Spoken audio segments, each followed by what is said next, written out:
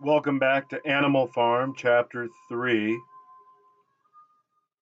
How they toiled and sweated to get the hay in, but their efforts were rewarded. For the harvest was an even bigger success than they had hoped. Sometimes the work was hard. The implements had been designed for human beings and not for animals. And it was a great drawback that no animal was able to use any tool that involved standing on his hind legs.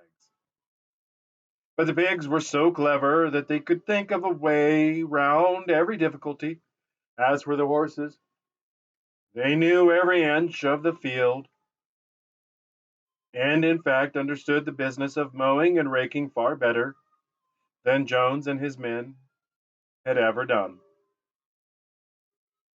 The pigs did not actually work, but directed and supervised the others. With their superior knowledge, it was natural that they should assume the leadership. Boxer and Clover would harness themselves to the cutter or the horse rake. No bits or reins were needed in these days, of course, and tramped steadily round and round the field with a pig walking behind and calling out, "Gee up, comrade!" or "Whoa back, comrade!" as the case might be. And every animal, down to the humblest, worked at turning the hay and gathering it. Even the ducks and hens toiled to and fro all day in the sun, carrying tiny wisps of hay in their beaks. In the end, they finished the harvest in 2 days, less time than it had usually taken Jones and his men. Moreover, it was the biggest harvest that the farm had ever seen. There was no wastage whatever. The hens and ducks, with their sharp eyes, had gathered up the very last stock, and not an animal on the farm had stolen so much as a mouthful.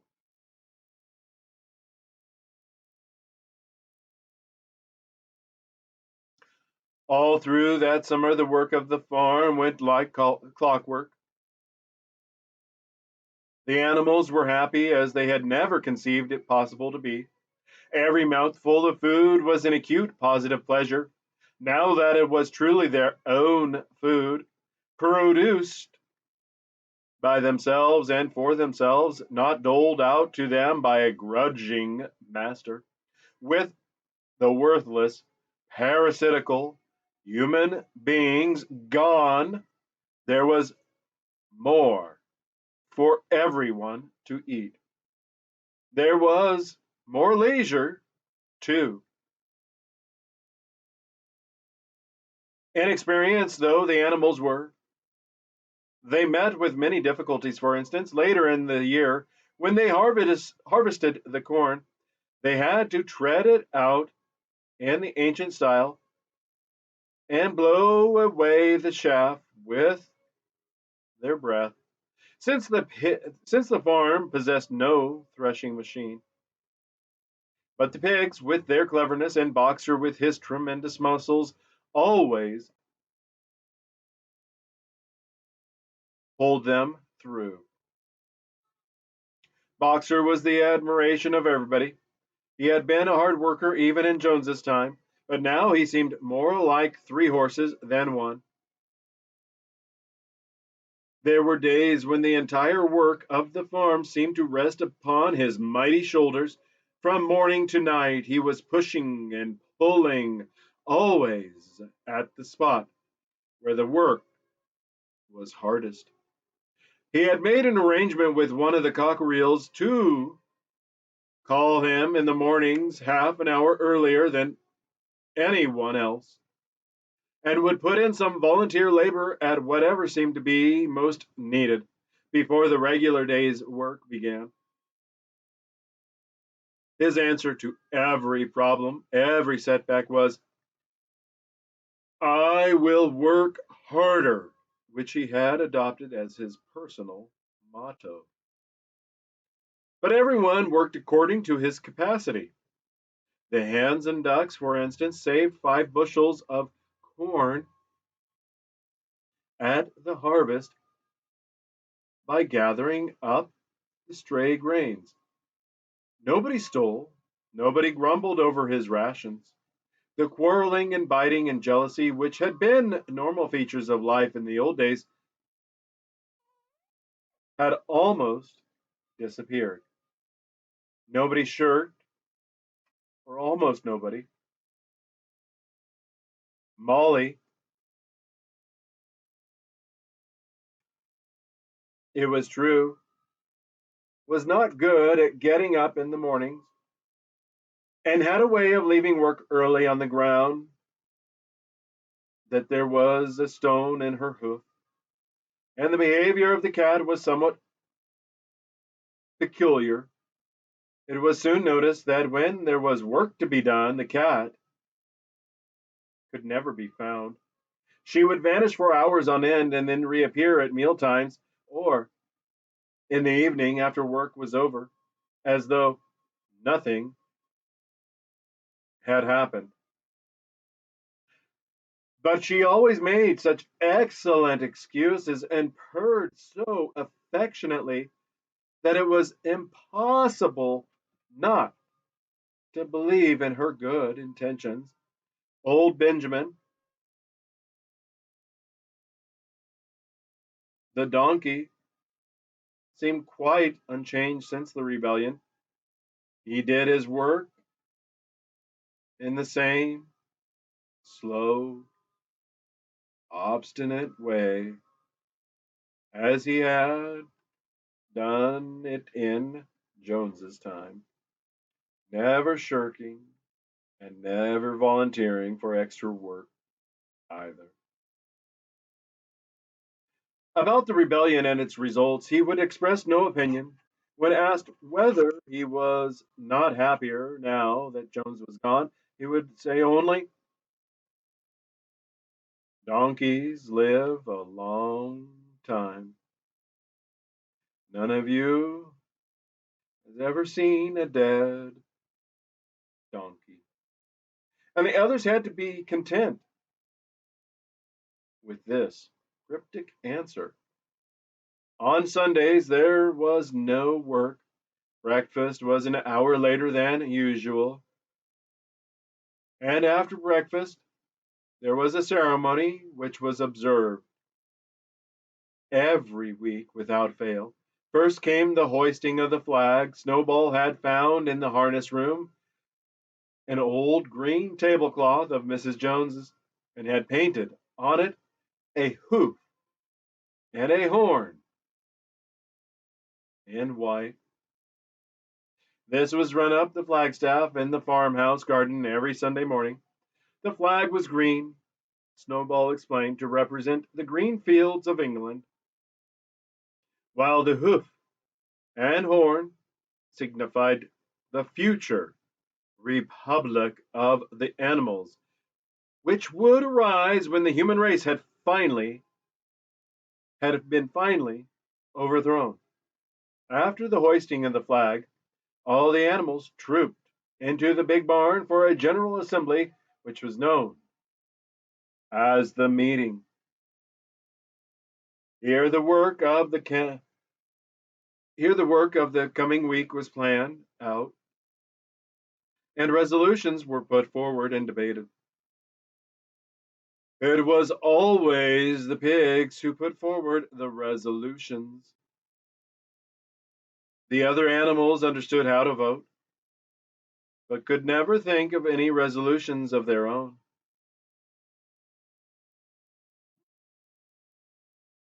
Snowball and Napoleon were by far the most active in the debates, but it was noticed that these two were never in agreement. Whatever suggestion either of them made, the other could be counted on to oppose it. even when it was resolved, a thing no one could object to in itself, to set aside the small paddock behind the orchard as a home of rest for animals who were past work. There was a stormy debate over the correct retiring age for each class of animal. The meeting always ended with the singing of Beasts of England, and the afternoon was given up to recreation. The pigs had set aside the harness room as a headquarters for themselves.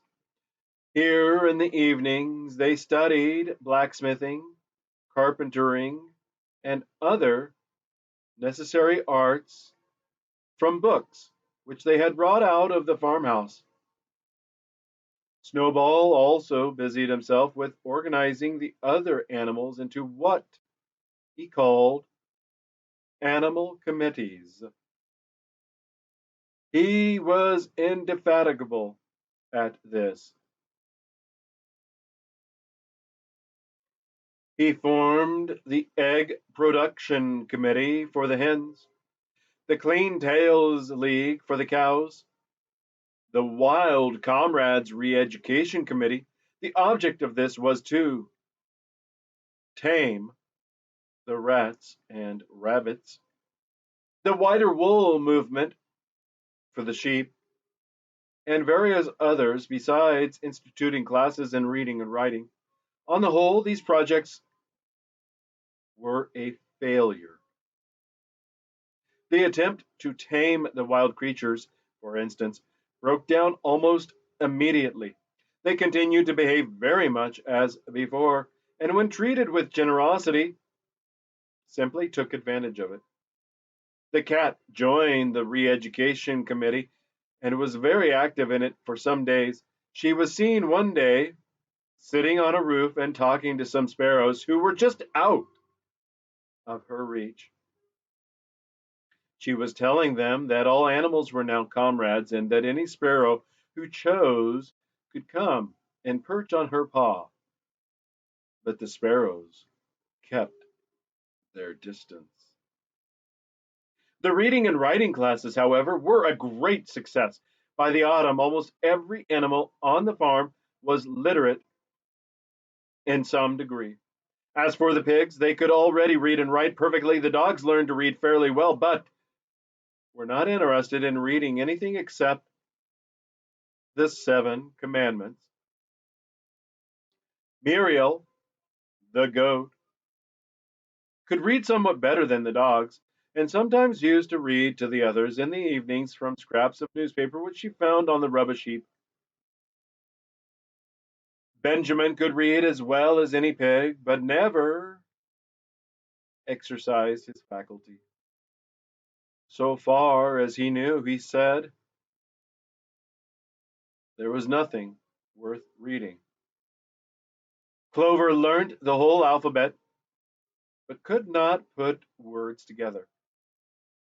Boxer could not get beyond the letter D.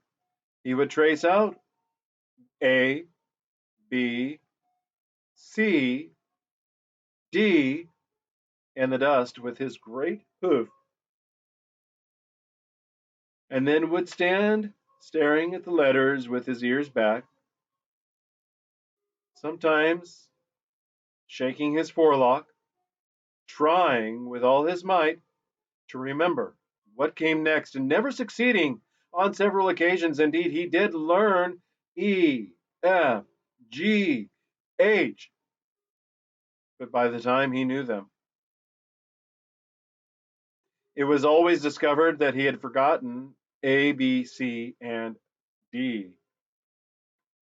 Finally, he decided to be content with the first four letters and used to write them out once or twice a day to refresh his memory. Molly refused to learn any but the six letters which spelled her own name. She would form these very neatly out of pieces of twig and would then decorate them with a flower or two and walk round them admiring them. None of the other animals on the farm could get further than the letter A.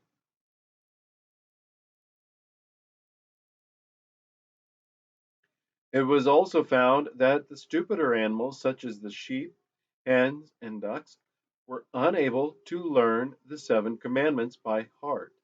After much thought, Snowball declared that the seven commandments could, in effect, be reduced to a single maxim, namely,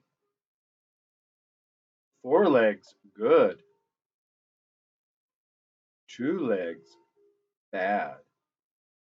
This, he said, contained the essential principle of animalism. Whoever had thoroughly grasped it would be safe from human influences. The birds at first objected, since it seemed to them that they also had two legs, but Snowball proved to them that this was not so. A bird's wing, comrades, he said, is an organ of propulsion and not of manipulation.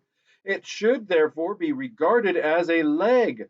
The distinguishing mark of man is the hand, the instrument with which he does all his mischief.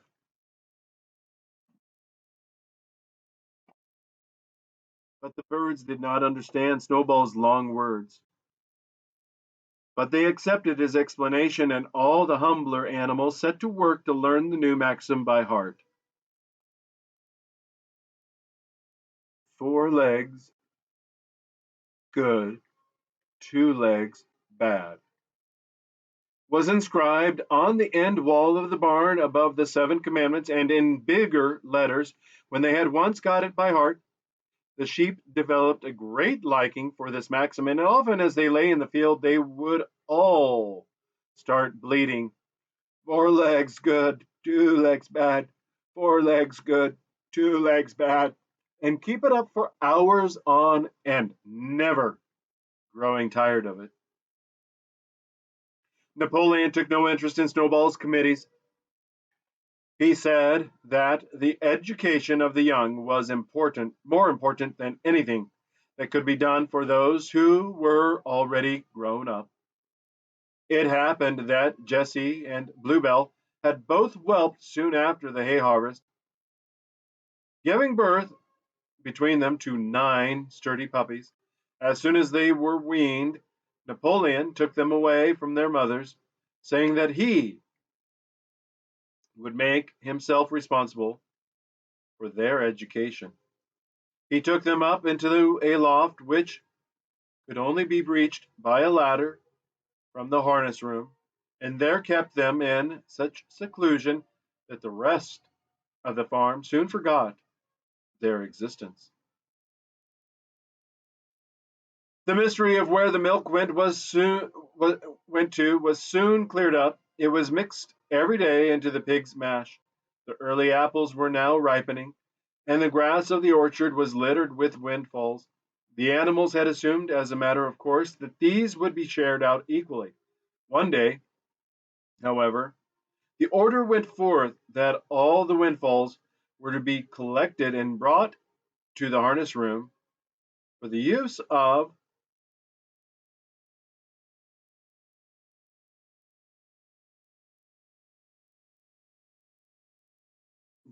the the pigs. At, at this At this some of the other animals murmured, but it was no use. All the pigs were in full agreement on this point, even Snowball and Napoleon. Squealer was sent to make the necessary explanations to the others. Comrades, he cried, you do not imagine, I hope, that we pigs are doing this in a spirit of selfishness and privilege. Many of us actually dislike milk and apples. I dislike them myself. Our sole object in taking these things is to preserve our health. Milk and apples, this has been proved by science, comrades, contained substances absolutely necessary to the well being of a pig. We pigs are brain workers. The whole management and organization of this farm depend on us. Day and night, we are watching over your welfare. It is for your sake that we drink that milk and eat those apples. Do you know what would happen if we pigs failed in our duty? Jones would come back. Yes, Jones would come back. Surely, comrades, cried Squealer, almost pleadingly, skipping from side to side and whisking his tail. Surely, there is no one among you who wants to see Jones come back. Now, if there was one thing that the animals were completely certain of, it was that they did not want Jones back. When it was put to them in this light, they had no more to say. The importance of keeping the pigs in good health was all too obvious. So it was agreed without further argument that the milk and the windfall apples, and also the main crop of apples when they ripened, should be reserved for the pigs alone.